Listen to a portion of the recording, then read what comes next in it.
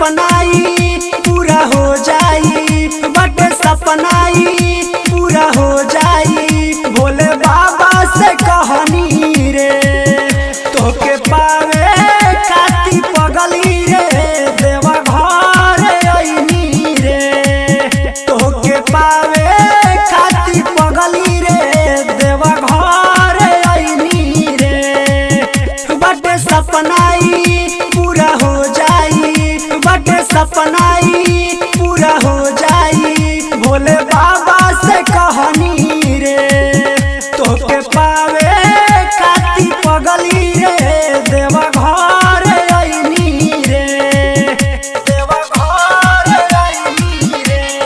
बोलो बोलो रामेश्वर नाथ की।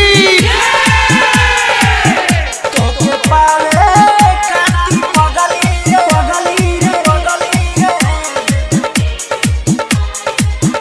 देवा घर आईनी रे।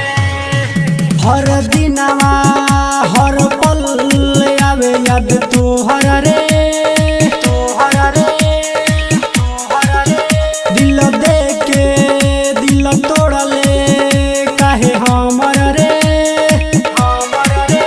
हर दिनवा हर पल आवे याद तोहर रे, तोहर रे, तोहर रे। दिल दे के दिल तोड़ले काहे हमर रे, हमर रे, हमर रे। सुन तोरा चक्कर में रोवतानी रात दिन रे, रात दिन रे। तोके पावे खाती पगली रे, देवा घर आईनी रे तोके पावे खाती पगली रे, देवा घर आईनी रे, देवा घर आईनी रे। बोलो बोलो बाबा महेंद्र नाथ की। तोके पावे खाती पगली रे, पगली रे, पगली रे, देवा घर आईनी रे। भोले बाबा से करिले अरजी हाथ जोड़ी रे, हाथ जोड़ी रे, हाथ जोड़ी रे।